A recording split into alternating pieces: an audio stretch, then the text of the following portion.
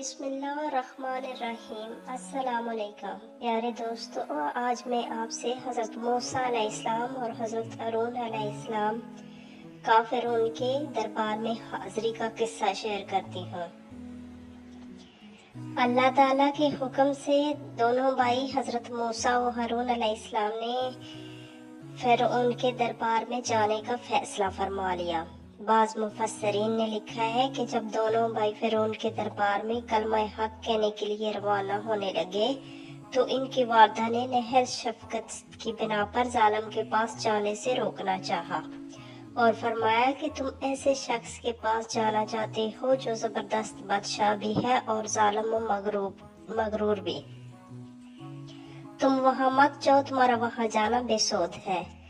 लेकिन दोनों ने वालदा मोहतरमा से अर्ज किया कि अल्लाह ताला का हुक्म टाला नहीं जा सकता और इसका वादा है कि तुम कामयाब होंगे। गर्ज दोनों सच्चे पैगंबर फ़िरौन के दरबार में पहुंचे तो हज़रत मूसा व हारून अलैहिस्सलाम ने अपने आने की गर्ज फ़िरौन के सामने बयान फरमाई और गुफ्तगू शुरू हुई और दोनों ने फ़िरौन से फरमाया है फ़िरौन खुदा ने हमें अपना पैगंबर बनाकर तेरे पास भेजा है। हम तुम्हें दो बातों की दावत देते हैं, एक तो ये कि तुम खुदा पर यकीन कर लो और दूसरे इसके साथ किसी को शरीक ना बनाओ। दूसरे ये कि जुल्म सतम से बाज आ जाओ और बनी इसराइल को अपनी गुलामी से आज़ाद कर दो। और हम जो कुछ कह रहे हैं हकीकत है और ये हम अल्लाह ताला का पैगाम तुम्हें पहुंचा रहे हैं और हमारी ये जरूरत नहीं हो सकती कि कोई गलत बात अल्लाह ताला की तरफ से मंसूब करें। और अल्लाह ताला ने हमारी सदाकत की दलील और नबूवत के लिए अपने दो ज़बरदस्त मोज़े हमें अता फरमाए हैं। लिहाजा तुम्हारे लिए यही मुनासिब है कि हक व सदाकत के इस पैगाम को कबूल कर लो और बनी इसराइल को आज़ाद करके हमारे साथ कर दो ताकि हम इन्हें पैगंबरों की सरजमीन में ले जाएं, जहाँ ये सिर्फ खुदाए वाहिद की इबादत करें कि यही सीधा रास्ता है और इनके बाप दादों का अब्दी और बेहतर तरीका है। फ़िरौन ने जब ये बात सुनी तो कहने लगा कि तू पैगंबर बनकर मेरे सामने बनी इसराइल की रहाई का मुतालबा कर रहा है। तुम वो वक्त फरामोश कर गए हो कि तुमने मेरे ही घर में परवरिश पाई और बचपन में ही गुजारा, और क्या तुम भूल गए हो कि तुमने हमारे मिस्री शख्स को कत्ल किया और भाग गए। हजरत मूसा अलैहिस्सलाम ने फरमाया, फ़िरौन ये दुरुस्त है कि मैंने तुम्हारे घर में परवरिश पाई और अरसा दराज तक आपके शाही महल्लात में रहा, और मैं ये भी मानता हूँ कि मुझसे नादानस्ता एक शख्स कत्ल हो गया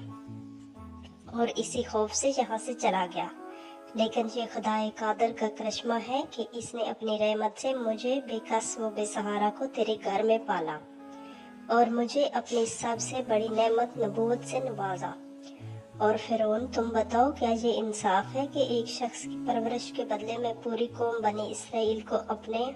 गुलाम बनाए रखो। लेकिन फ़िरौन ने अपने मुतकब्बराना फितरत के मुताबिक हज़रत मूसा अलैहिस्सलाम की नबूवत और सनत का मजाक उड़ाया और आपकी तहकीर की और अपने एहसान जताने लगा और मिस्री के कत्ल की सजा से डराया।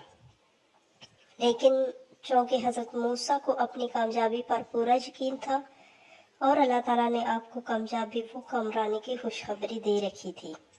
इसलिए आप पर फ़िरौन की धमकियों का कोई असर नहीं हुआ और न ही इन्हें गुस्सा आया, बल्कि आपने फ़िरौन के घराने की तरबियत का इतराफ़ भी फरमाया और मिस्री को कत्ल करने की गलती को भी तस्लीम किया। लेकिन साथ ही फ़िरौन को ये कहकर लाजवाब कर दिया कि एक मेरी गलती की वजह से आप पूरी कौम को गुलाम कैसे बना कर रख सकते हैं, ये तो सरासर जुल्म है। जब हज़रत मूसा अलैहिस्सलाम ने अल्लाह रब्बुल इज़्ज़त की वहदानियत को पेश फरमाया तो वो आपसे मुनाजरा करने लगा और कहने लगा, मूसा अलैहिस्सलाम, ये तो क्या नई बात सुना रहा है कि मेरे अलावा भी कोई रब है जिसको तू रब्बुल आलमीन कहता है, जरा इसकी हकीकत तो बयान करो। तो हज़रत मूसा अलैहिस्सलाम ने इरशाद फरमाया, अगर तुझे मैं यकीन और ईमान की कुछ खुबू हो तो तुम समझ सकते हो कि जिसे मैं रब्बुल आलमीन कहता हूँ وہ ذات اقدس ہے، اس کی قبضہ قدرت میں زمین و آسمان اور اس کے درمیان کی ساری کائنات ہے، اور وہی ان سب کا رب ہے۔ حضرت موسیٰ علیہ السلام نے فرمایا، فرعون کیا تم یہ دعویٰ کر سکتے ہو کہ ان آسمانوں اور زمینوں اور ان کے اندر موجودات تمام مخلوق کو تم نے پیدا کیا ہے اور یہ کارخانہ قدرت تیرے ہاتھ میں ہے؟ اور اگر نہیں اور بلا شبہ نہیں تو پھر رب واحد کی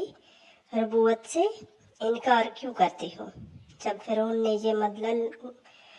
کلام سنا تو اپنے درباریوں سے مخاطب ہو کر کہنے لگا، کیا سن نہیں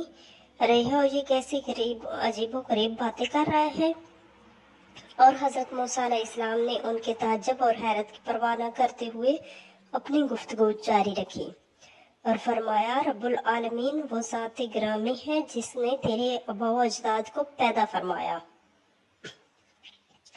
فرعون نے جب مسکت جواب سنا اور مطلب گفتگو سنی اور اس سے کوئی جواب نہ بن پڑا تو اپنے درباریوں سے کہنے لگا، میرا خیال ہے کہ یہ شخص جو اپنے آپ کو پیغمبر اور رسول جتا رہا ہے جنونی اور پاگل ہے۔ آج حضرت موسیٰ علیہ السلام رب العالمین کے حکم کے مطابق نہایت میٹھی زبان اور نرم گفتاری سے فرعون اور اس کے درباریوں کو حکم ربی سناتے رہے اور راہ حق دکھاتے رہے اور برابر فریضہ رسالت ادا فرماتے رہے اور فرعون کی جلی کٹی سن کر صبر سے کام لیتے رہے۔